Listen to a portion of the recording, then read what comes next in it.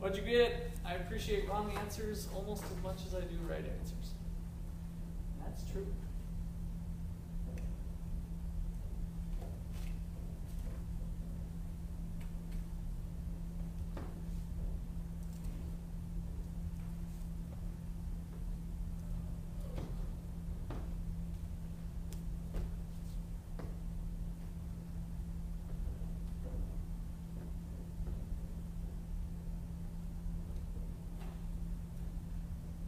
What'd you get?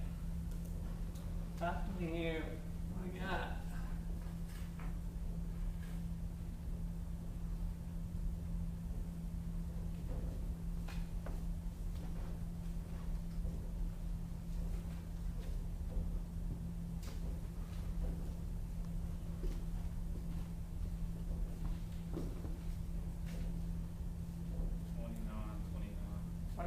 $29.29.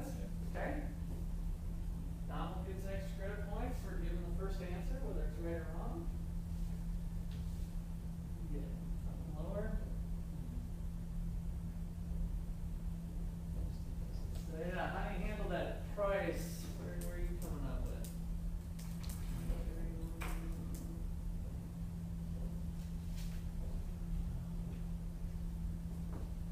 So what are we solving for here?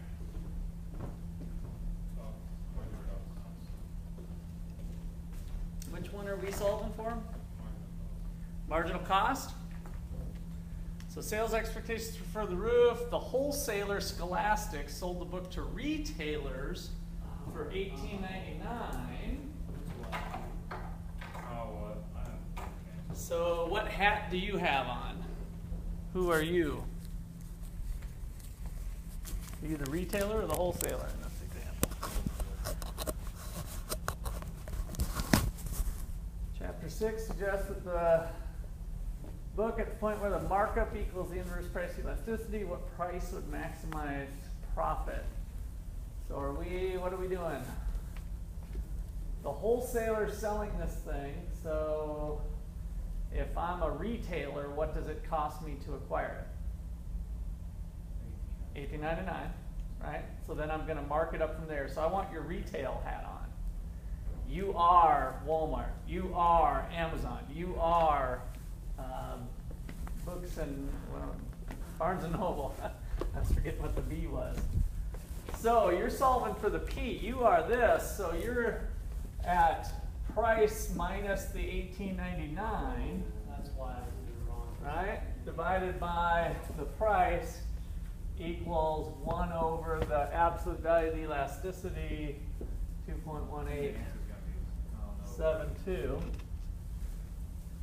So now you got this little P over P equals 1 minus 18.99 over P equals the 1 over 2.18, blah, blah, blah. So solve that out. You can throw this over to one side, solve for P. You weren't too far off, Donald. Don't know if you got lucky or not. I solved for MC and then I added that to the 18. Oh, okay. So that's just you don't have to work through the algebra now, but you do got to know how to set these problems up so you can during a quiz or test or whatever. So, so solving for P there gets you $34.99. Now that's chapter 6, we're in chapter 12. So the main thing I wanted to get to is the fact that Barnes & Noble, Amazon, Costco, Walmart all priced the book at less than 20 bucks. Even though this economic theory that we learned says that they should price it at $34.99. So, is the economic theory garbage? One possibility, sometimes it is. Or, what's going on with this problem? Why would they all be dumping it at super cheap, less than $20, when they paid Scholastic $18.99? Why are they selling it for $19.99 or?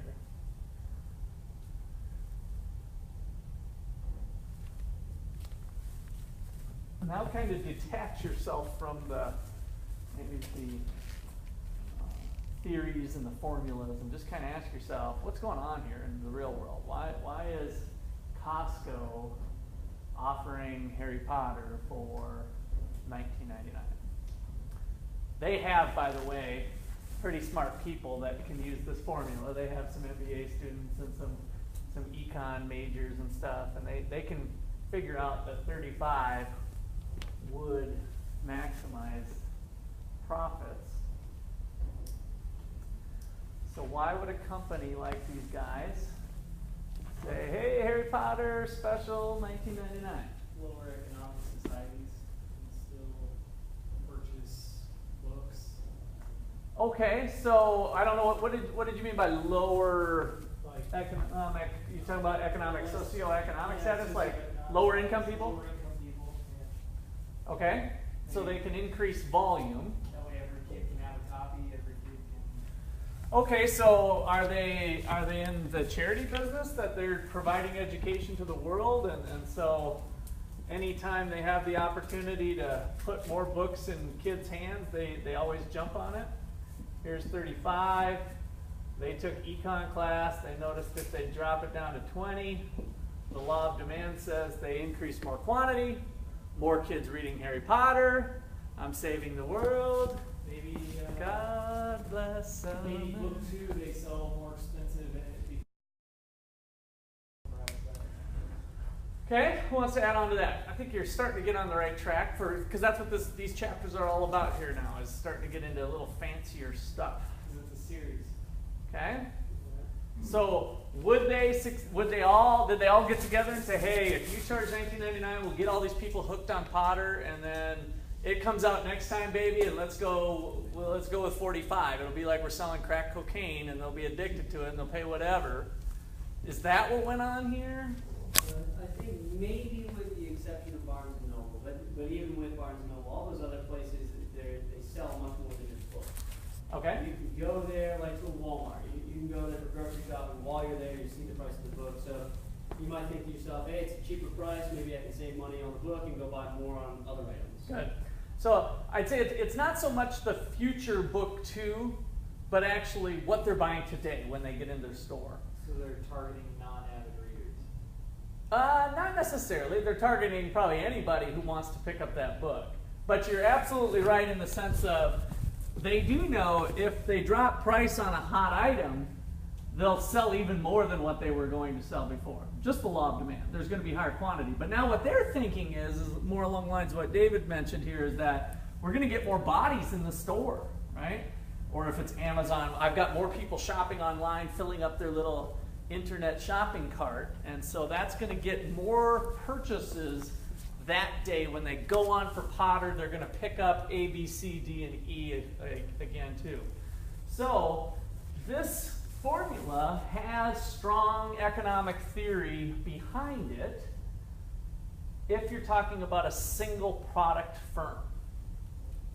So now we're going to get into multi-product firms. And that's a lot of what we'll talk about tonight, is multi-product firms with complements and substitutes to products that they may have on the shelf. All right, so that's the new rub here for tonight. So we're going to get into multi-product firms, and here's what it looked like for Amazon. So this is sometimes referred to as a loss leader. We're going to price something cheap to get people in the door, and hopefully they'll spend more money. So maybe we're a bar, and we're going to have $2 taps of a decent beer, Boulevard Wheat or something, and that's going to bring the people in the door, but they're going to bring their little martini friends in too that are going to buy the $8 martini along with them getting the cheap beer, right? So the loss leader, the leader being the one that you're going to take a hit on coming in. And here's what they estimated for those big companies. So it was well worth it to take a hit on Potter. They still broke even, of course, right? As long as they were pricing it above $18.99. So they might not be incurring a loss. They might not want to roll the dice that heavily, but if it gets them in the door, they'll find some other purchases. Okay, questions or comments there? Any examples come to mind of companies that have used a tactic like that on you?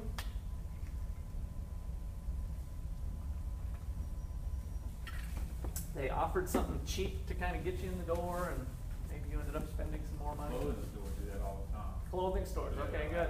Certain styles, something on sale, jeans are on sale, but then you get in there and you now need shirts to go with it. Right, good, yeah. Lots of examples like that. Okay? So now that once you get through this chapter, you'll find that you're keeping an eye out. Like, wait a second, I know what you're doing. You're not out here to serve the world. You're serving yourself. But guess what? Here's the little secret that economists have. When they're out serving themselves, they actually are serving the world, because it was voluntary for you to make that purchase, and so your life got a little bit better by being able to do that as well. Okay. So this last comment is one to kind of pay attention to. Profit on an individual product. That makes sense when we're in a single product firm, but with a multi-product environment, we're just going to be thinking about the whole total profit of the operation. So suppose you got 2 video stores. I don't know, we got any video stores in town now? You got that game store in town. You can get Oh yeah, right, yeah. They don't have much videos, but it's mostly games, but yeah. So we got, and then of course we got Redbox. Redbox kind of taking over the brick and mortar store. You guys heard of back at your hometowns? That was like the last remaining dinosaur that I've seen that's kind of survived. Otherwise, of course, Blockbuster and all the other ones that have lived over the last 15 years, they're pretty much all dead now. So suppose a video store purchase, so I'm trying to put you back into history here. Suppose a video store purchases a nearby rival. Would you change the price of video rentals at each store? So suppose you just took over your competitor, and now there's only one owner in town. There's still 2 stores. What do you think you should do? You keep the prices at both. Okay, keep them the same? Same. Just kind of ride things out? Why do you say that? There are people willing to pay a certain amount for that store. People usually have loyalty to each store. So. Okay, so you don't want to alienate either one? Okay, any other thoughts? Lower prices at one and then switch back and forth maybe after a certain period of time, try to build in more on one. Okay, so yeah, you could, since they're substitutes with each other, right? So if you lowered prices at one store, you're probably going to cannibalize business on the other. But if you raise prices at one store, then people might flock to the other store. Is that what you're thinking? Something along those lines? Okay, other thoughts? Randy, were you going to say something, or was that just... I was saying the same thing with sale prices. You could have a sale going on at one store. You're not getting as much profit over there as you were expecting. And people are still going to come to the opposite store. Okay. What would be the fear in raising prices at both? People will stop getting. Yeah, at some point people would find it too expensive to come in. Okay, and they find a substitute. So, but what happened to the elasticity of demand when we combined stores? So if we think about the elasticity of demand, remember we've got, with lots of substitutes available, is the demand curve flatter or steeper? Steeper. Lots of substitutes. More elastic. Flatter, right? Because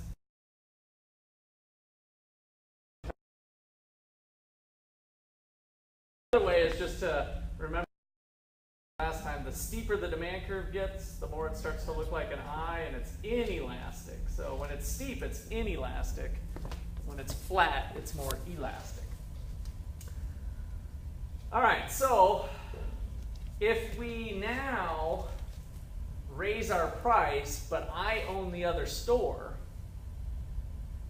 does that make this demand for the video store steeper or flatter if I can raise them at both? So in other words, what have I done to the number of substitutes if I've swallowed up my competitor? Did the number of substitutes go up or down? Down, right? So demand has become less elastic, which could raise our prices, right? The logic here would be to actually raise prices at both. The thing that kept you in check, of course, was the beautiful thing that we normally want in markets, which is competition. Right? The fact that you didn't raise your prices here was because you knew that they were just going to flock to the other store.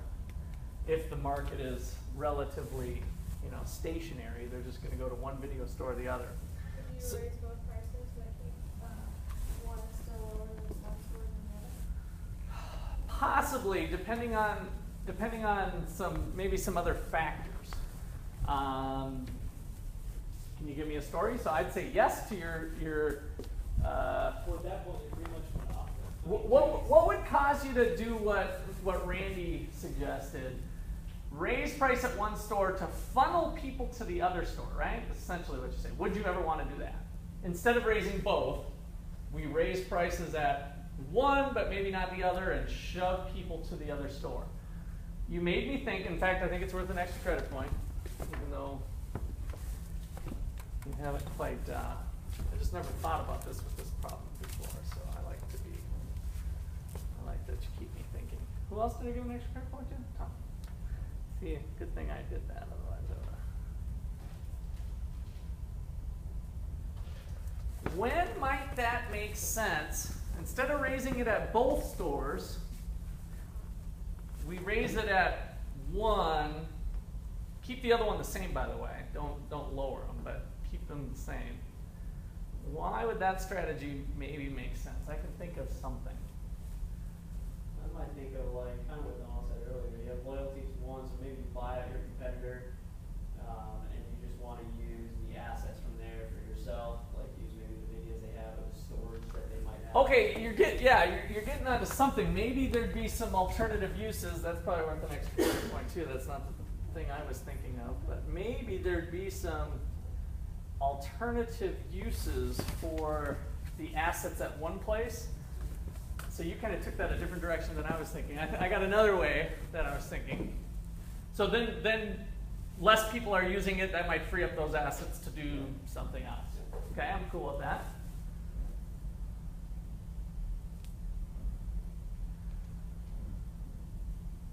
One store versus the other. Do they have identical costs? The two stores, likely. Identical operating costs. No. So what might we be able to take advantage of if we own both stores and we can shove traffic one to one or the other through Randy's method of raising price at one? So the cost, you can shove people to the one that costs more. To the one that costs what? You want to go to one that costs less. Less for the higher margins, right? So we'll make more money.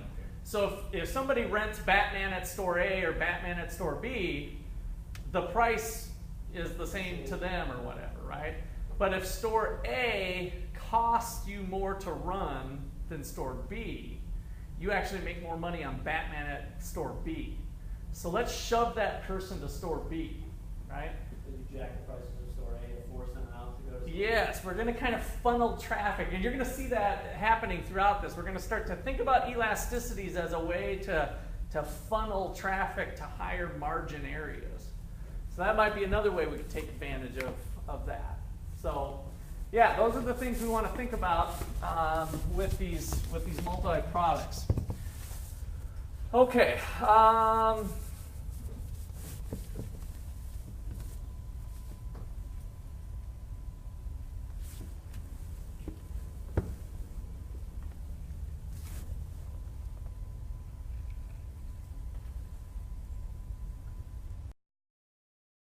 Okay, so this is a restatement. I took it a little bit different direction, but with the elasticities.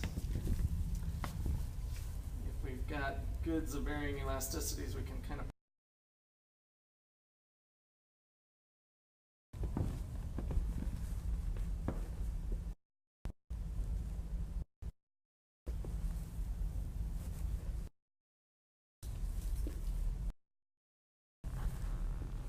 so when the two stores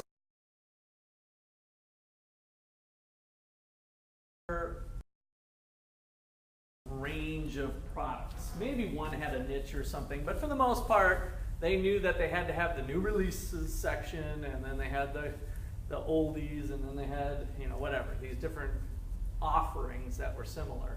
And so now we are not competing with each other. So even maybe with raising prices, we can kind of reposition the product, again, putting people into higher margin areas.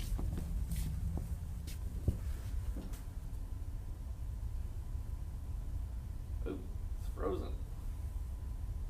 Oh, it's just really slow. Look at the drama unfolding.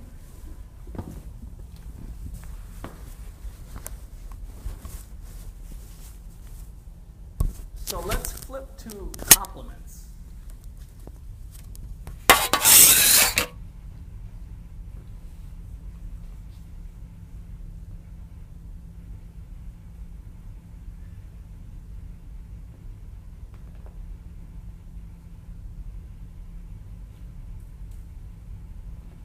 So with complements, the cross-price elasticity, we got peanut butter and jelly are always used together. So if I increase the price of peanut butter, it decreases the demand for jelly because I'm going to make less sandwiches.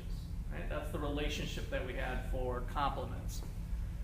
And so if I decrease the price of peanut butter, I sell more jelly. I increase the demand for jelly. So that's part of what this is stating down here. So reducing that price at one leads to an increase in the other.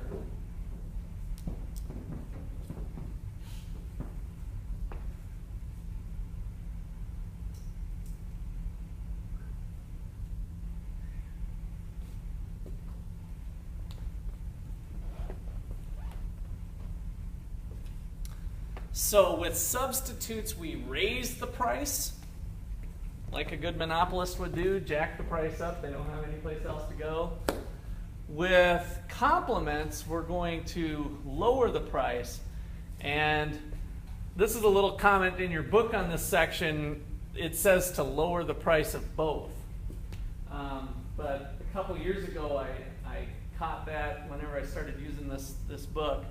And I emailed the author of the book, and I said, this doesn't quite make sense to me. We wouldn't necessarily want to lower both, and it kind of has to do with steering people to the right good. Because if they use peanut butter and jelly together, instead of lowering both 10% or lowering both, something, why not lower one that pushes people to the higher margin good? So maybe it's better to lower peanut butter 20% and keep jelly right where it's at. So then I'm going to push people to the product that I have a higher operating margin on and make more money. So we can kind of steer people that way. But decreasing the price would be the right move when we have goods that are complements. Okay, questions or comments on that? Did they ever respond to you? What's that? Did the author ever respond? Oh yeah. In fact, I think I talked to him on the phone. I think he wanted, I don't know if I got into the details or something. And so yeah, he kind of said, yeah, actually the other author kind of wrote this section, but yeah, now that you mentioned it, yeah, that makes sense. Or, that sounds fine to me. I think that makes sense. So I'm like, okay, I'll take my royalty check, my address here. No, that's kind of fun. I reach out to authors on stuff like that all the time. So. Okay. What do cruise ships, hotels, stadiums, parking ramps maybe, what do those things have in common?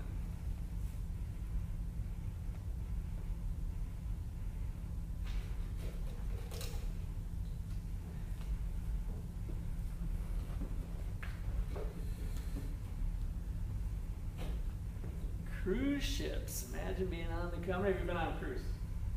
Anybody? They're pretty fun. I only went on one. After I went on it, I said that my wife and I both looked at each other and we said we are going to go on a cruise every year for the rest of our lives because we just loved it. We've never been on one since. But the reason is because we went to an all-inclusive resort in Cancun, and that was like a cruise ship on land. It was even better, so then we ended up going there quite a bit. So, hotels, stadiums, Arrowhead Stadium. I think of one thing, just because it actually recently applied to myself. Both parking lot and stadium and a hotel, all of them, when I went to go book one, I mean, they were all booked out, so they only have an excess amount, like a certain amount of space or capacity. Good. Okay, so that's a common thread with those things, right? We got capacity. If you got a parking ramp and it only has 500 spaces, it's got 500 spaces.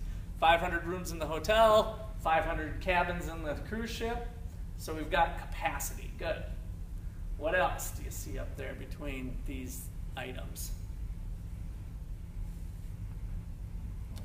Piggyback that each have a designated, like, its own designated thing, like each room or each seat in the stadium or each parking lot. Okay, so yeah, that's kind of interesting insight. They have each one, when people are using them, they kind of have their little property rights identified for a temporary period of time, right? That's my parking spot. That's my seat at the stadium, number 101, sections 26. That's my cabin, second 101. Okay, so with each one, they have these identified spaces for the user. Good. Okay. They all depreciate, so they require maintenance. Okay, yeah. So they have some, they're kind of bigger ticket items, right? Depreciation, maintenance, and bigger items like that with lots of depreciation means what was the upfront cost?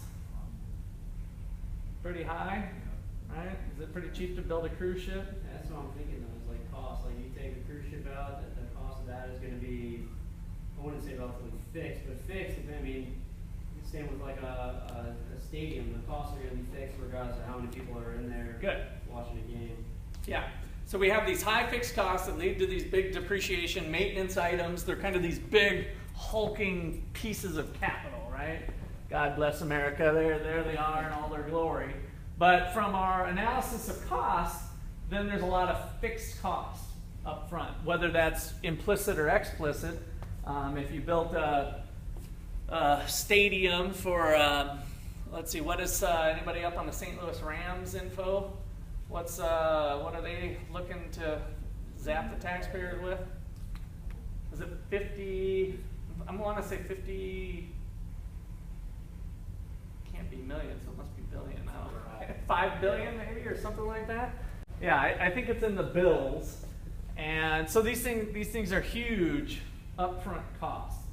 And if you borrow 80% of 5 billion, then you have a loan with a fixed payment amount, right? So you're generating these fixed costs, whether they're implicit or explicit, in terms of what you could have earned on the property, like we talked about in previous chapters, on the implicit costs. So you've got these large fixed costs associated with it. Okay, so anything else come to mind? I think you guys nailed some good things there. So how do these differ in figuring out the optimal quantity?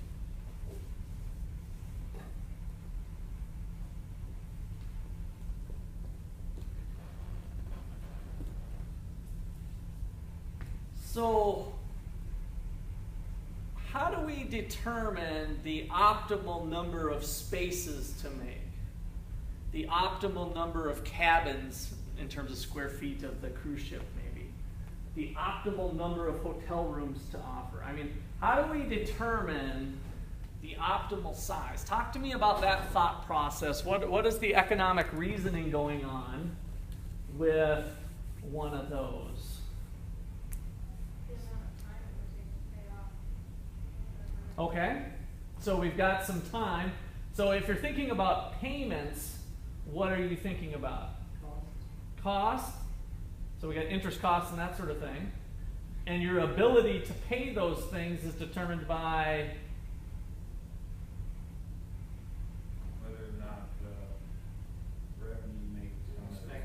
Okay, your expected revenue, good, yeah. So your revenue that you're going to make. So a lot of this is, since the costs aren't variable, we can't like say, oh, we screwed up and let's just back off. We were going to make 1,000 units a day, but you know what? We're not getting these things out the door if we're a simple, battery maker.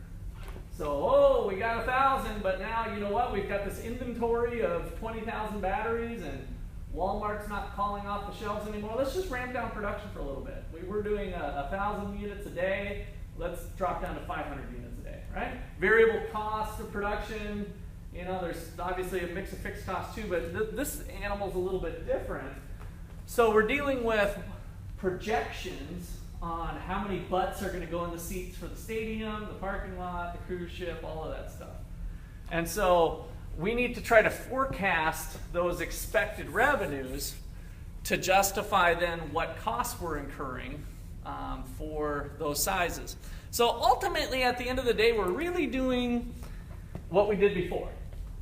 Produce the quantity where the revenue generated by the last unit is equal to the cost of the last unit. But we're thinking about this in terms of long run because right now we're with our architect.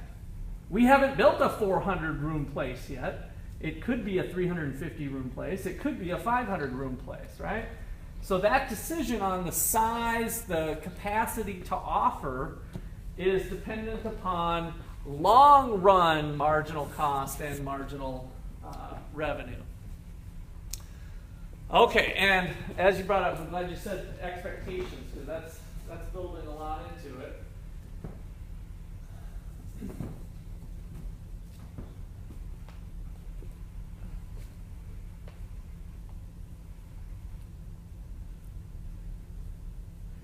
So in the short run, we're back to this equation. But we've got this capacity issue.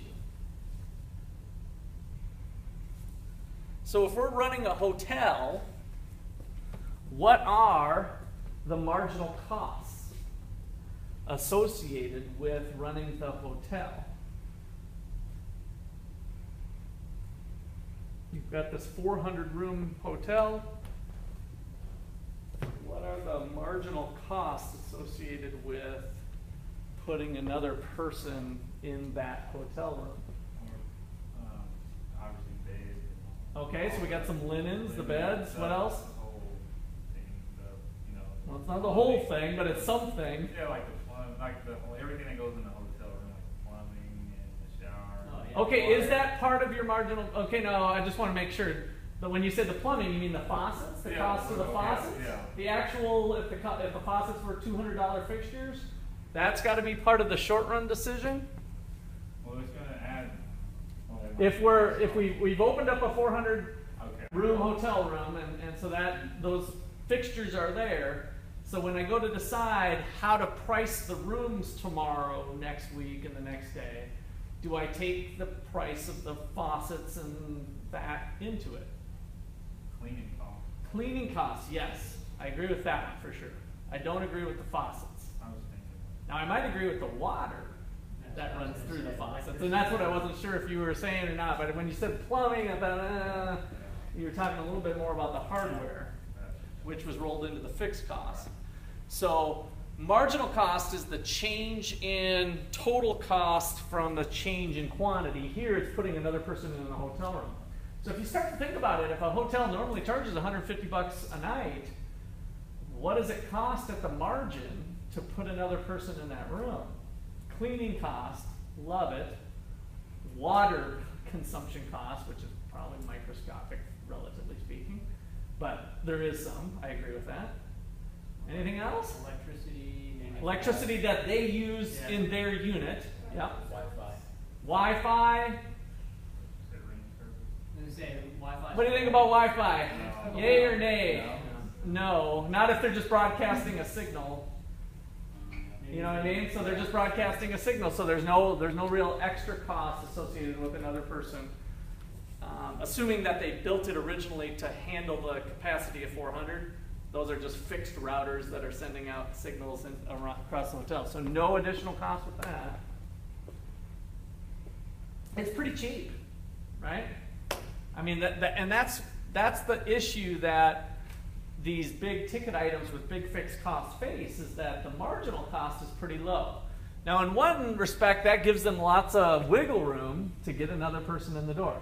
Did we talk about hotwire.com last week? No. So, do you guys know what Hotwire, have you ever hotwired a room? They find cheap rates for you. Yeah, so it's an internet thing, but it's different than all the other ones that I've ever seen because you don't know what you're getting until you buy it and you're committed to it. So it's kind of a blind thing. Now you do know the star level. Yeah. So you know you're getting a 4-star hotel or a 3-star hotel or whatever. But it'll show you on the map that you're gonna, so I went to Washington, D.C. I'll just give you an example here.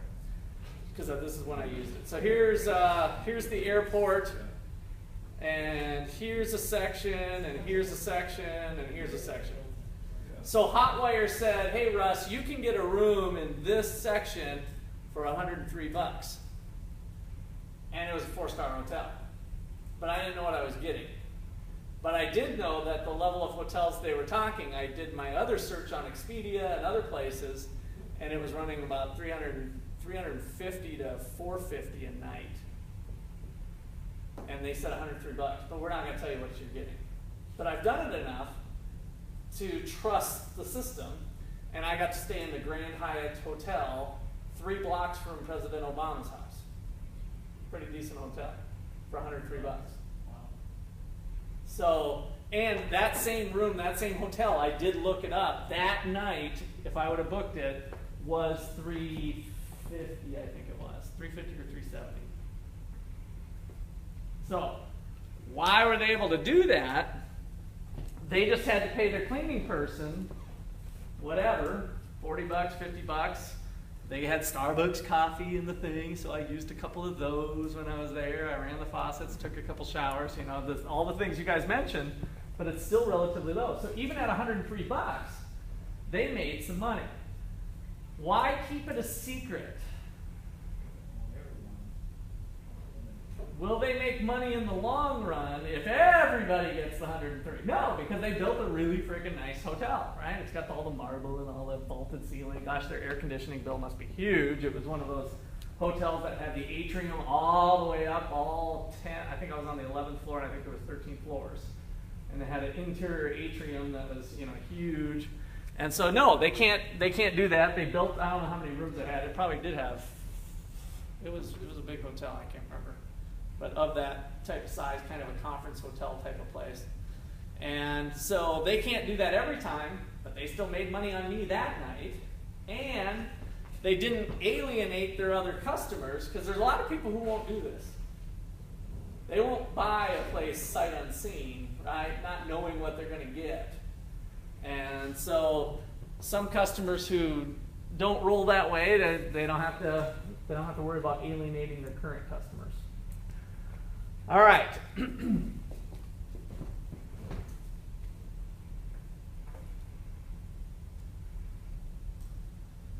So here's a little example.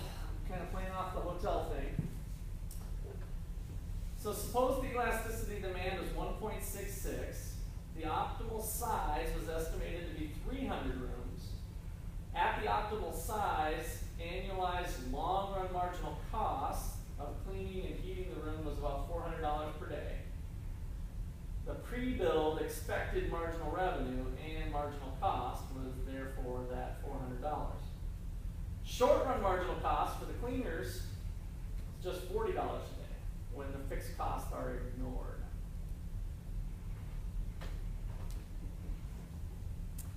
So here's your question. If they screwed up, and they were too optimistic, they had rose-colored glasses on when they sat down with the architect, and they were all jacked up about having a new hotel, and they're going to have conferences, and big rock stars are going to come stay at their place, and it's going to be great. And then, boom, they overestimated. And occupancy on a regular basis tends to be 250 of the 300 rooms. What should the rooms be priced at?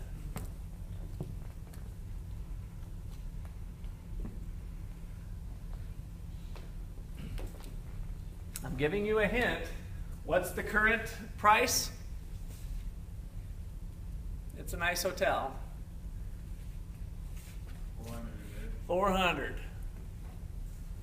So current price is 400. We're in the hotty-toddy area. Super nice hotel.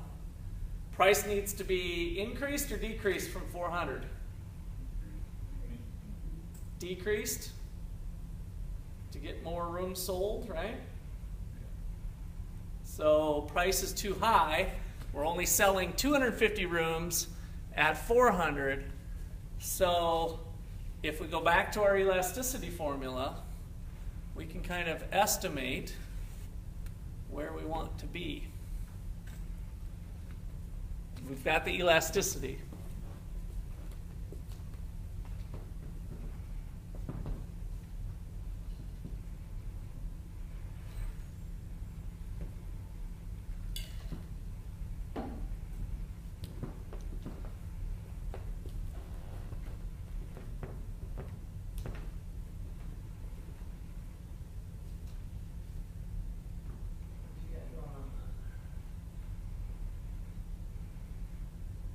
How'd you get that? That's percent change. Okay. From the, yeah. From the 50? Okay. And you guys be working on the percentage change of the quantity, right? Yeah.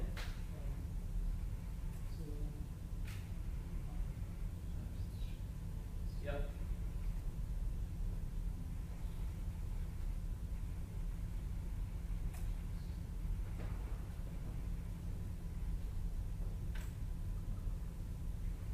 You see what we're doing with quantity? Oh yeah, from the 250, we've got a 50 unit change.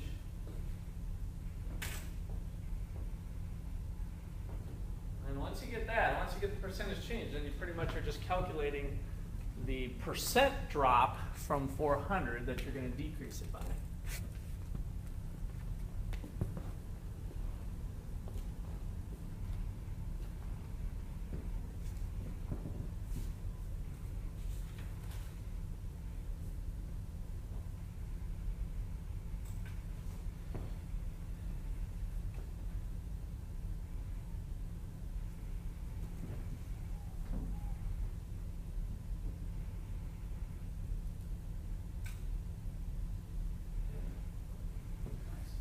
Did you get that?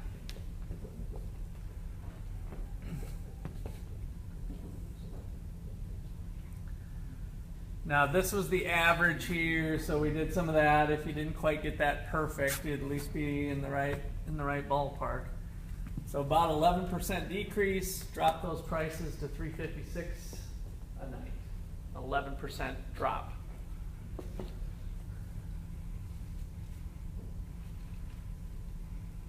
So again, we can once we've got the elasticity down, it gives us a little more.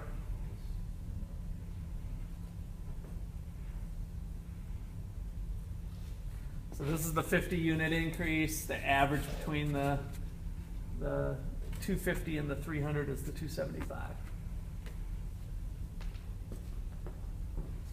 Got that little average thing to look at.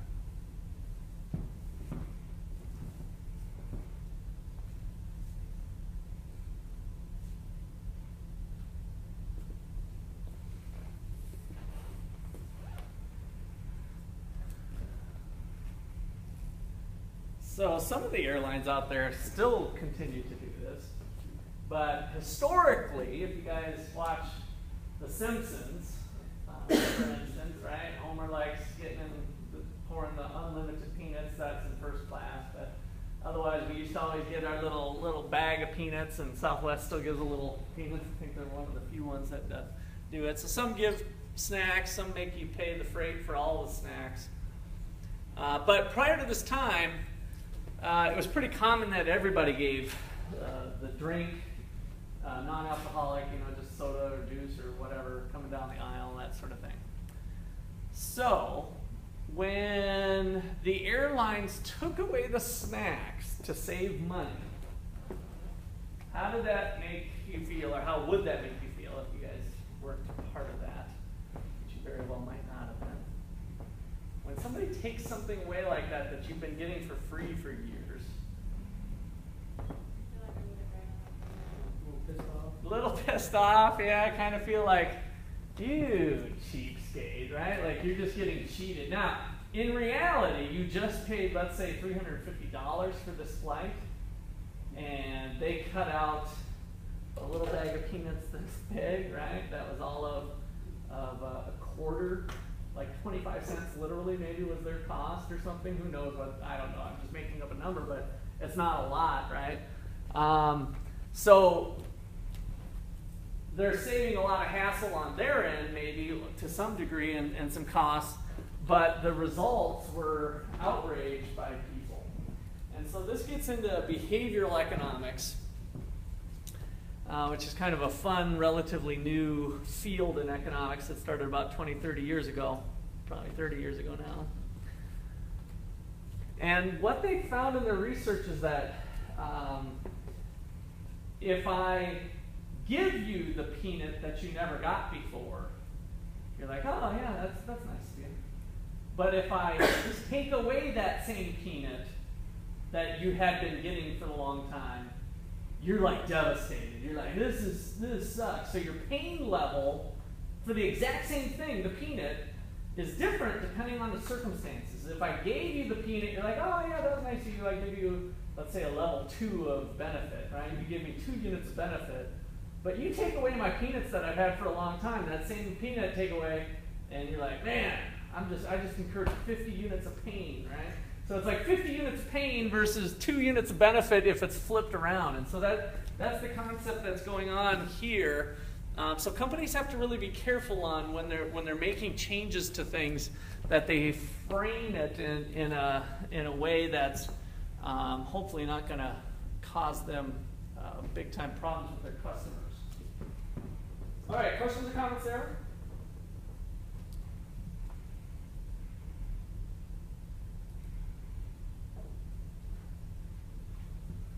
Fairness.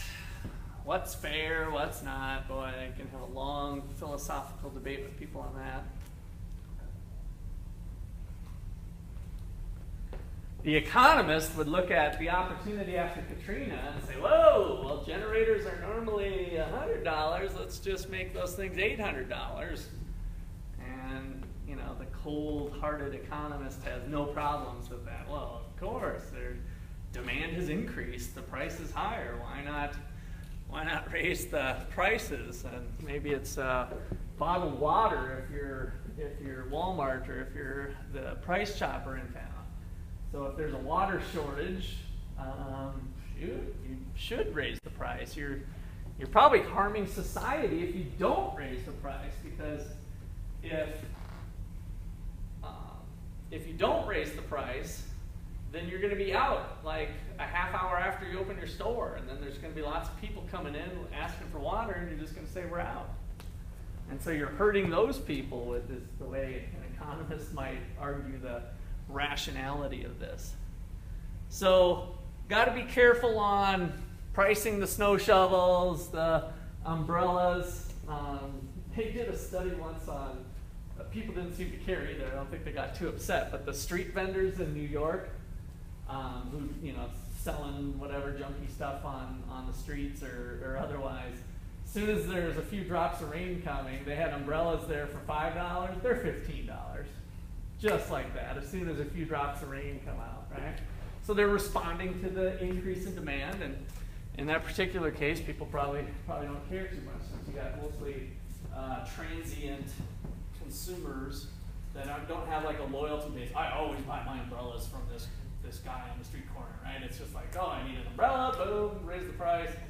So under those circumstances, that street vendor's probably not getting too much heat.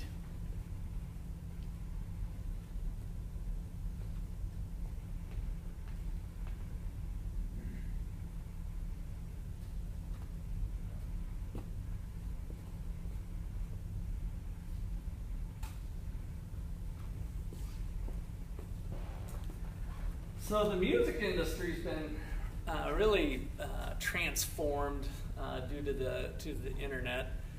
Ticket prices used to be pretty low, but now somebody told me when the Eagles came to town, I was talking about concerts the other day. I went to Dave Matthews Band concert last week or week and a half ago. That's a whole different story, but maybe I'll bring that up later. But somehow we got talking about the Eagles tickets, and the Eagles tickets were $400. Yeah. I mean, the price from the place. This isn't scalp ticket, right? I mean, that industry has changed so that they're now the vendors of the stadium or Ticketmaster or whatever, the combination, they're charging those prices to try to capture that. What has changed in the music industry that would cause, back in the old days, tickets were cheap to live music. Now, tickets are relatively expensive for live music. What are some things that's happened in the music industry over the last 30 years? Downloading the music, right? So now you can get the music cheap. Back in those days, you had to buy, if we go way back to albums or even CDs, you had to buy all the 16 songs that were on there, 11 of which sucked, 5 were the hits, but you had to buy the whole thing anyway for $16.99. Now you love that song and you buy it for $1.29 or on the downloaded, totally legit, but you're only getting the hits. You're not getting the other parts of it. And so since that business model changed, they changed to having the live music be an area of more of a profit center.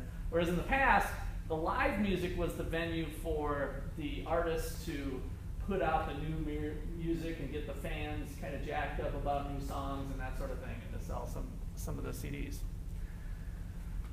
Okay, questions or comments there?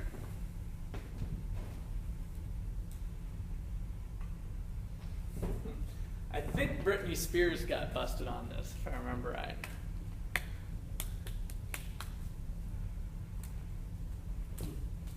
So they would buy the tickets, if they got an allocation of tickets and then sell them. Of course, they'd have the sweet seats that were front row, and they could dump them on the secondary stub market to make a little bit more money for themselves. All right. So let's see. You guys want to take a break or do one more little set here? Shoot for a little bit later. Anybody busting at the seams, ready to go? Another half hour? Another half hour? Okay, keep it rolling. Keep it rolling.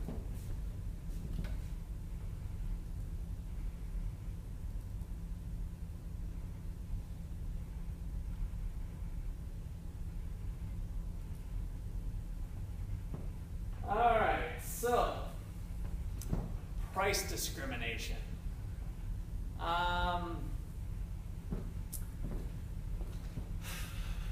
So price discrimination is charging different prices to different consumers for the same product. Give me some examples. Charging different prices to different consumers for the same product. Let's say, yeah, or Cars, okay, how so? Yes, that's an example of where some price discrimination goes on. How does that work? Talk to me. I guess part of it is the consumer. They don't qualify for certain things. Possibly, like what sort of things might? Like if my credit is different than your credit, you might be more apt to get a better deal than I am. Okay, now that might be a deal on the financing of it. So let's just try to keep things a little more simple and talk about the purchase price of the car. So I'm ready to go with the car thing. The commission to, I don't want to worry about, I want to talk about the price, the end price that the consumer pays. Without college tuition. Well, let's stick to cars for a sec. I will come to college tuition. age. How do they do at age for a car? So now we're talking about, what kind of car you got, Randy? I don't have a car. You don't have a car. Donald, what kind of car do you got? Ford Fusion. Ford Fusion. Okay, so you go and you get a black Ford Fusion. That's what I have. Oh, it is black? Oh, wow. That was, That's the year. what, 2011. 7, but we're close. All right. Not too far off. All right, so 2007. So, and let's talk brand new cars so that it's apples and apples, right? So, what Randy's saying is that back in 2007, when Donald's car was brand new, a black 2007 Ford Fusion, identical options, potentially sold to different people for a different price. How? That's what price discrimination would be, is that we have the identical car being sold to different people at different prices.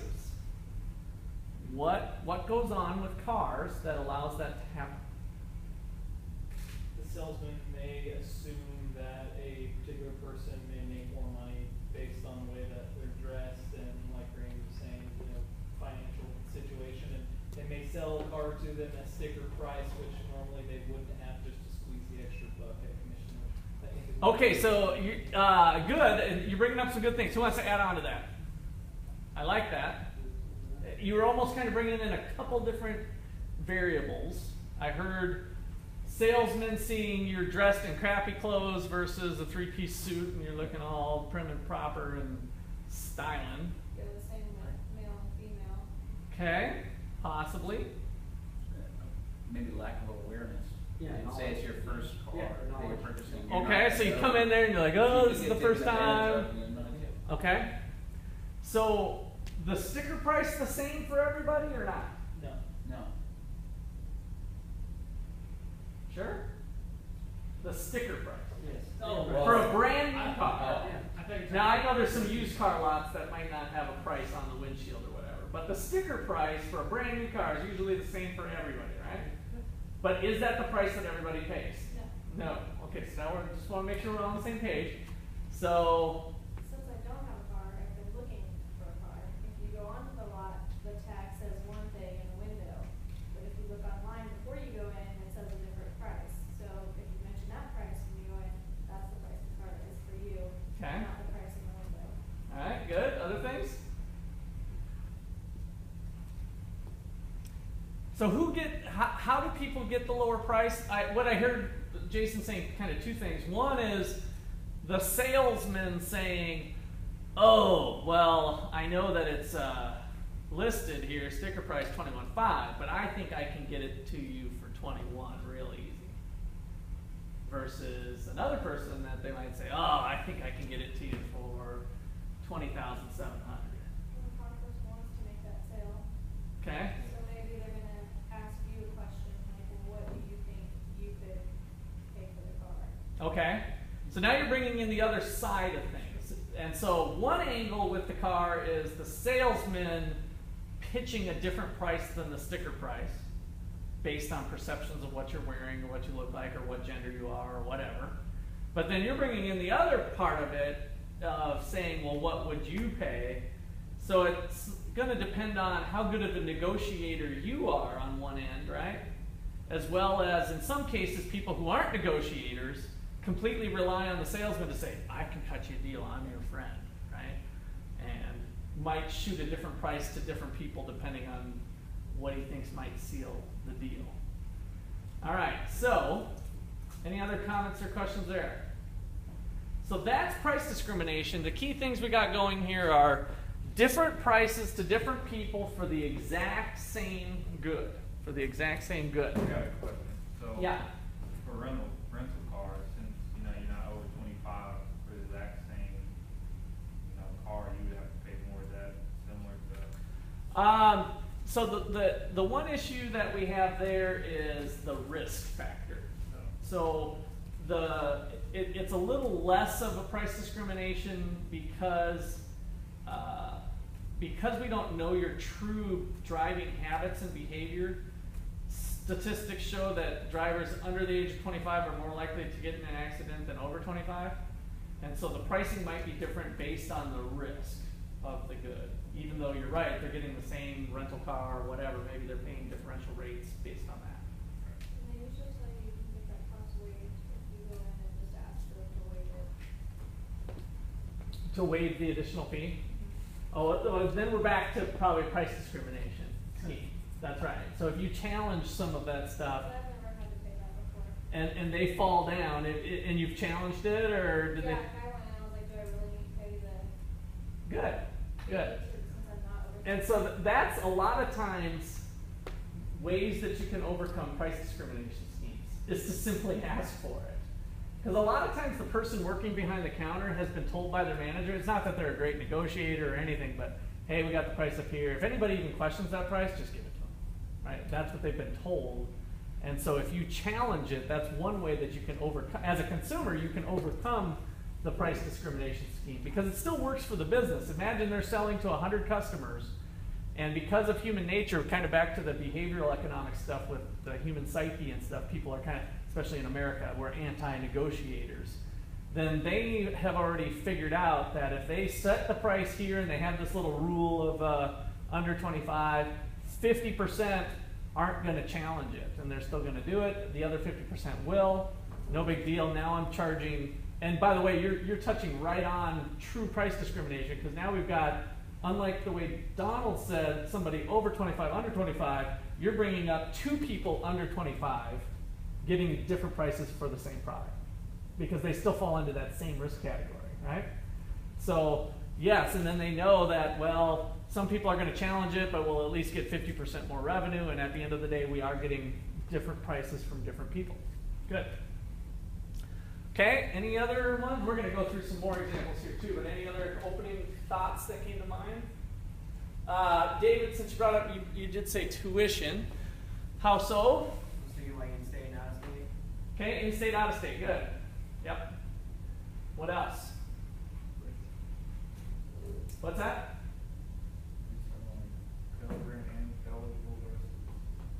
Possibly, yeah. So, they're at the end of the day, they're paying less for tuition based on their income. Yes, they're getting the same product. I mean, all 5 of you could potentially be paying different prices. It's the same lecture, right? So it's the same degree at the end from Ottawa. You earned a MBA degree, but you might be paying different prices. So what else does Ottawa University do? So we do talk about federal money, grant, scholarships is the big one. So we've got people of different athletic abilities or talents that they have, or brains if they're on the academic scholarship side. So yeah, this is a huge price discrimination scheme that goes on. And so as an institution, we measure our effective tuition, that some people are getting $2,000 scholarships, some people are getting $5,000 scholarships, some people are getting full rides, some people are getting $10,000 scholarships, right? So if we look at, I've got 600 people enrolled here at Ottawa, and 600 times my normal tuition rate for a year of 24, 5, what is it, David? 25,000. 600 times 25,000 is the total revenue that I would be expecting to get if I wasn't price discriminating. But I'm going to have a discount through these scholarships, and I can look at the actual amount that they're paying. 600, it's actually a long equation, right? Because it looks like this. The tuition revenue, I'll just call it TR, is the sum of the net tuition rate, the net rate for person I times, well, it's just one, person I, the quantity of person I equal 1 to 600. And so one person's getting a $10,000 scholarship off of $25,000, they're only paying $15,000 times one, that one person. Plus another person's getting a $5,000 scholarship, so they're paying $20,000 times that one person, 15 plus 20, and then I add them all up. Whatever that number is, here it's something far less than what my full tuition rate would be. And so Ottawa counts that as the discount rate, or our discount factor. And so on average, we collect, it's been around actually the 55, I don't know if you know that number, David, or not, but I think 55% or so. So we only collect, of that $24,000 tuition, 55% of it. So, and I can't remember honestly if that's the discount factor or if it's we retain 55%. Do you remember which direction that went? No. I should have made my life easy and said that it was a 50% factor. So what, on average, we collect, let's just call it 50%, $12,500 of the $25,000 tuition. We really capture, on average, $12,500 times the 600 students, on average. Now, what gets sometimes lost with that I've had some interesting discussions with administration here on, is don't get too hung up on the average.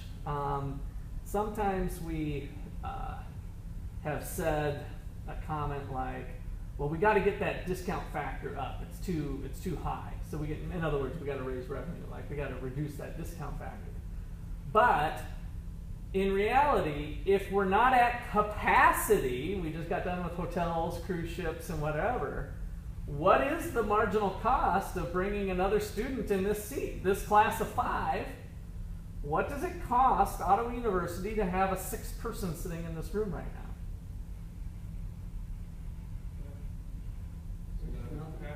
Pretty much zero, right? I mean, you can't even make the electricity argument because you guys are still consuming this amount. To sit one more person in that seat truly costs the university about zero. Now, we can go back and say, well, the registrar's office has a little more write-up and maybe admissions has a little more write-up to do, right? So there's a little more cost, but again, if we're pretty much paying salaried people their time, it's close to nothing. So the more people we can put in, if we can get one person in the door and give them a $20,000 scholarship, are we up money or down money? We're still up. Marginal cost is close to zero. We're up $5,000. Now, what I've learned is that administration doesn't quite see it that way every time. And it is important, kind of back to what we were talking about earlier, is you have to do it in such a way that people don't talk too much to each other. Because they don't like that. Like, you're only paying $5,000 to go here? I thought I was doing good and I got a $10,000 scholarship. That's not fair. And, you know, before you know it, there's some sort of picketing line and revolt or whatever. So that's the type of stuff you have to be careful of. But truly analyzing the numbers, from a number standpoint, we can kind of keep offering different types of scholarships. So what do we do that's been pretty successful here lately? We offer new scholarshiping opportunities. And so we get the new sports and offer different ways to get more people in. Now, once we start to grow, Ottawa's actually already getting close to this. Once we start getting to capacity, we start having the discussion about building a new dormitory. And then now we're getting into $1 million outlay to build a new dorm. And we had, was it 1 bed left for females? Dave, I don't know if you know this data or not. I think it might have been the other way around. 1 bed left for males. For males? Yeah. Okay. Yeah, we had like 1 or 2 beds left for males last year. And now our enrollment's up. And so we're nearing a capacity constraint, at least on the residents. Not so much in the classrooms. We can probably deal with some of that, although again, we start to face capacity constraints on the number of classrooms we have on campus. So all of these start to become reality where now, no, it's not add another person, give them a $20,000 scholarship, whatever it takes to get them in the door, because now we're starting back into those other fixed costs that we're going to have to absorb to make the university grow bigger. All right, so short run, long run, the quicker answer is should I offer a $20,000 scholarship to somebody? The answer is, it depends. If we're almost at capacity or at capacity, the answer is simply no. If we have lots of excess capacity, tons of unfilled dorm rooms and lots of room in the classroom, keep them coming, baby. We got lots of excess capacity to be able to do that. All right, so that's kind of a big depends question on what's the appropriate thing. And that's what sets apart economics, by the way, economic decision making from maybe the accounting or the finance or some other things, is that it's very situational. And you guys have to remember these principles when you get into the real world looking at whatever your business situation is. You got to go back to those basic principles. What are the additional costs? What are the additional revenues? If the revenues exceed the costs at the margin, do it. If not, don't. Okay, so here are the 3 ingredients that we need. So the first one is differing demand elasticities among the buyers. What do you think that means? Differing demand elasticities among the buyers. So obviously they're different. Somebody's got to be an elasticity of 1.5 and another is 2.5 or whatever. Somebody is more responsive than the other. Why is that important?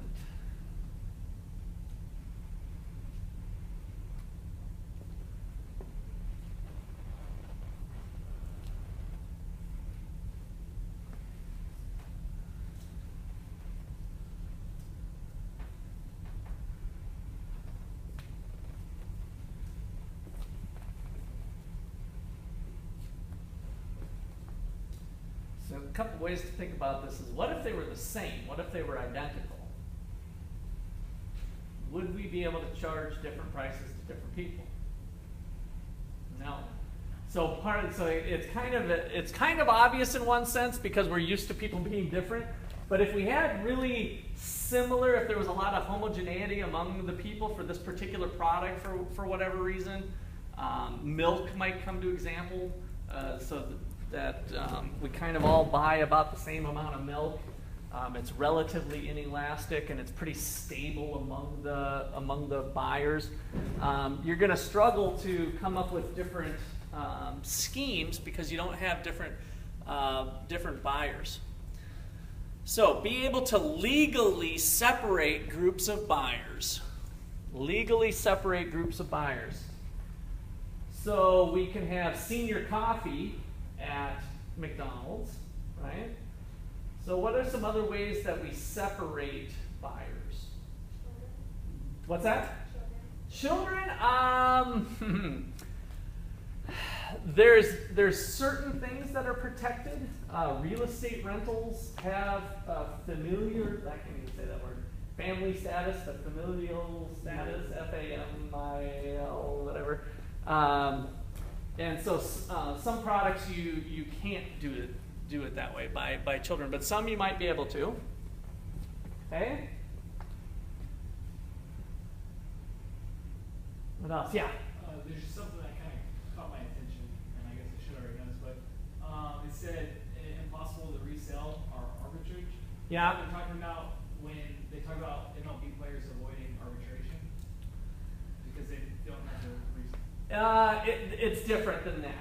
That type of arbitration is different than the arbitrage opportunity. I'll go over that in a sec. Let me stick to the legally separate the groups. So protected classes are obviously off limits, right? Race, religion. So we're going to have a Catholic special today. Show us that you're Catholic, whatever. The government's created certain rules on certain things that you can't separate people on, but other things are totally fine. Yeah. Military, yeah, that's another good one. Yep. Groups like students. Student groups, student ID, student discount, perfect example, right? Okay, so we must be able to legally separate the groups of buyers. And then finally, the good is difficult or impossible to resell. So imagine that Blue Sky Liquor over there across from Subway had a 15% student discount. Everything in the store, 15%. Show your student ID.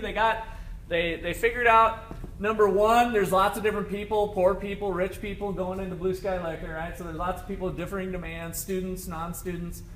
Be able to legally separate the groups, totally legal to discriminate against students. A lot of times students are disappointed to learn that, but it's totally legal. There's sometimes I was in the rental real estate business, so no students, no students allowed. And a lot of students be like, that's not right, we have our rights, and that's illegal, and it's not illegal. Students are not a protected class, so you can totally discriminate against students. So And it usually works to students' benefits because they get discounts. So imagine Blue Sky Liquor's got a 15% discount on everything in the store.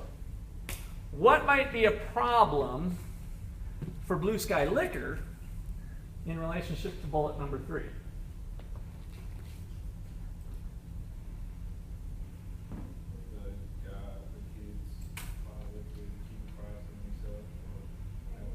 Yeah, they make the money, right? They make some fraction. So some of the students are there. They're just parked at the subway parking lot, right across, and they see me pull up in my car, and I get out, and they're like, "Oh, there's an old guy going in there," and all of a sudden I hear, psst, psst, psst. And I'm like, "What?" And then all of a sudden this student's waving me over. It's like, "I saw you're heading to the store. What are you getting tonight?" "Oh, I was thinking about getting a jug of whiskey." And he's like, "Oh, really? How would you like a 10% discount off that?" "Oh, 10%? What do you mean?" "Well, I'll just go in and buy it for you. I got the student discount. No big deal." So I go in, they buy it, they get the 15% off, come back out, get the whiskey, takes his couple 5% cut or whatever they negotiate, and away we go. So at the end of the day, Blue Sky Liquor might make money on the price discrimination scheme by continuing to sell booze at higher prices to me and lower prices to students, that they might get more on volume or get more people in the door. So the students wouldn't necessarily come in the door if they weren't getting cheaper prices, let's say. And so as long as they can successfully separate the markets legally, and there's not these resale opportunities, they'll be successful. But if all their consumers effectively, the high value consumers and the low value consumers, are all able to get it at the lower price, then they're failing. They're not making the extra money that they hope to with the price discrimination scheme. All right, so questions to that? Does that make sense? What sort of goods then do we see a lot of student discounts on, or other military discount, or some other things? What sorts of goods? Food at the fast food restaurant, right? You got the cheeseburger or whatever, you eat it down. The senior coffee. I feel like at bars. You've seen it at bars? So yeah, it's different than carrying it away, right? You're pretty much consuming the beverage right inside the place. Movie prices. So movie is a service, you're getting that. You might got a discount coming in the door, but the popcorn price might still be the same, right? Events. So all types of services, right? Haircuts maybe, all of that stuff, because it follows bullet number 3. We don't have to worry about it being resold. So we will be able to successfully sell the product to different groups without this arbitrage. So back to the word arbitrage. Arbitrage in economics lingo is to buy in one market and resell in the other with basically no risk, a risk-free transfer. So like if somebody's hollering at me in the parking lot, they can go into Blue Sky, buy it, resell it to me right on the spot. That was an arbitrage opportunity. So they were able to do that transaction without taking on any risk. It was basically free money. So it's kind of the buy low, sell high concept, but it's in such a way that you're doing it in one market and placing it in another with no risk. So kind of easy money. That's called arbitrage. All right. So another form of price discrimination is indirect price discrimination. So it's still possible to do price discrimination, but you got to be a little more clever. So direct price discrimination is the military discount. You got a military ID. You've got a clean, pretty sure way of IDing people for age or otherwise. That's direct price discrimination. And indirect price discrimination occurs when you can't ID members of groups.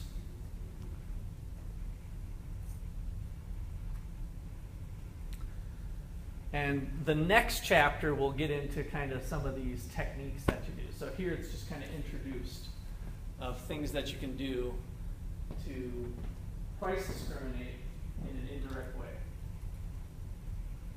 Okay, so quiz, not point. indirect? Tickets to movie theaters. Senior citizen discount, student discount. Direct or indirect? Direct. Right? Direct. Grocery stores, discount coupons, in-store or weekly newspaper inserts, coupons. Direct or indirect? Indirect. Indirect. Why? You sell them, you can trade them. So not for that reason, as far as being able to trade the coupons or something. I'm not sure if I'm interpreting it right, but that's not the reason it's indirect. Anybody can do it, that's right. Now, who's more likely to use coupons? Rich people or poor people? Poor people. Now, there's rich people, I don't know if I fall into the rich people category, but higher income people, non-poor people like me, and maybe that's a better way to phrase it, that still use coupons too, right? And so it's kind of failing in that regard. But in order to clip coupons, why does it tend to work? Why does the indirect price discrimination tend to work in general for couponing for places like grocery stores or other places? So I see a coupon, but I don't usually shop at that store, but I find out that the price is cheaper there than Okay. if you go there. True, so it kind of has that leader effect of getting you in the door, and kind of similar to what we talked about earlier. What about the rich people, poor people? Why don't rich people use coupons very much? Takes time to find it. Time to find, then what do you got to do? Cut it out. Got to get the scissors out of the drawer, and I'm doing this for 50 cents, and I make $150,000 a year? Screw the 50 cents, right? So that's kind of the mentality, that they're higher income. They're willing to pay more anyway. So it's not that they're necessarily wasting resources or otherwise, but it might be a little bit of a luxury that they don't have to cut the 50-cent coupon. But if we go back to good old supply and demand, and if we think about the price, here's the low-income person, and here's the high-income person. And so if we price everything at the low price, I've kind of got two, I really should have kind of two diagrams going on here, but if I price my macaroni and cheese, I better get drawing some stuff here. If I price my macaroni and cheese at $1 a box, or $1 for the 3-pack or whatever, I'm going to sell this much to low-income people. I'm going to sell 100 units to low-income people. And the high-income people are going to buy their amount of 300 units. But what I could do is raise the price. If this is on this end of the demand curve, and I went back to my little graph like this, if I'm at the low end of the demand curve, I can raise the price on the high-income people and probably make more money. I can increase revenue and increase profits for sure. So if there's a way to separate out the people, I can do that. And since their demand is higher anyway, they're willing to pay more for this good than what the $1 was if they were buying 100 units. We can set our price at the high income person's price and then offer a $1 coupon. So I'm going to set the price at the $2 rate and offer a $1 coupon, and I'm going to effectively sell it to the low income people at $1 and the high income people at $2 because they're not going to use the coupon. That's the concept. I was a little sloppy with my graph there, but that's the idea with indirect price discrimination. But there has to be a cost. So if it's, I think what they found is that online coupons or discounts don't work as well because it's not too hard to click. If you're going to make an online purchase and then they got that little coupon code thing there, you quickly open up another search engine, go to Google, say discounts for computer mouse or whatever, and you just Google that and it pulls up and there's an online coupon floating around somewhere in the internet, and then they give you that little coupon code and it's 465 or follow or love low prices 11 or whatever, And then you go to your little checkout thing and you put it in, and even if you're a rich person, you feel pretty good about that because you got a coupon. So there's not enough cost associated with going to the drawer, pulling out the scissor, presenting it at the cash register physically, right? All of that's like way too costly to monkey around with. All right, airlines. Business versus economy tickets. Direct or indirect?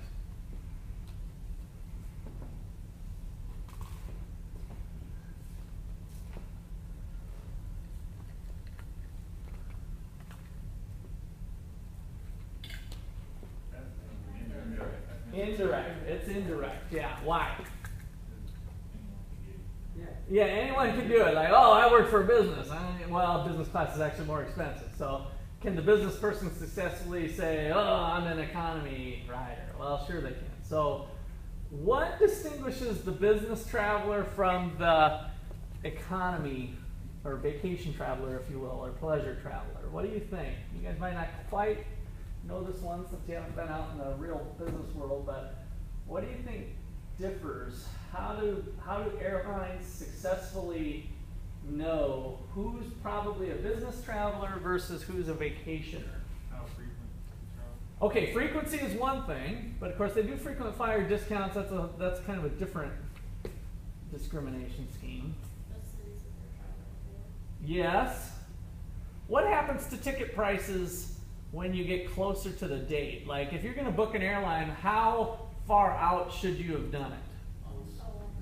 At least a month. I've heard 21 days. I don't know if that's changed. That was a few years ago on an analysis, but like at most 21 days, or at the earliest. Once you start getting in lower than that, so 21, otherwise a month out or two. I tend to get down to about a month when I book, and I've seen some. It depends on the airline. Like Southwest is pretty insensitive to that. They kind of toot their own horn, but other airlines I've seen that done. So does the business person who's working a hot deal and they got a new client, do they know that new client a month out in advance? No. They just phoned in last week. They said, hey, we've got this multi-million-dollar deal. We'd like you here next week, Monday. We've got a meeting. The CEO is going to be in town.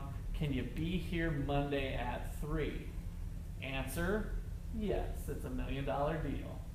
If the airline flight costs $350 or if the airline flight costs $850, I'll be there. I have inelastic demand for this ticket right now, right? So that's how the airlines are able to successfully price discriminate. It's actually opposite to our capacity argument, isn't it? Have you ever flown on a fairly empty flight? Never have? I've been on a few where, actually there was one where I think there was one where I was the only person, but certainly one where there's been other people and they put me in a smaller plane, but still there's 20, 30 seats. And so you kind of ask yourself, well, jeepers, what's the marginal cost of putting another butt in the seat? Pretty much zero, other than the peanuts, right? So I saved the peanut cost, but it's basically zero, similar to our classroom example. But the big difference is that if I gave away seats the day before the flight or 2 days before the flight, what would all my consumers tend to do? Wait. So imagine what a hassle that would be running an airline, let alone scheduling problems, but also we'd start to train people to wait. And so now they've got people trained so that consumers who are planning vacations and all that, a month is plenty of time usually, or 3 weeks to get their flight booked. Those people are usually paying a lot less than if you are trying to book a flight a week out or 2 weeks out. Then the prices start to go up. Okay, so that's an indirect price discrimination. Okay, so we already talked about this company, Ottawa University.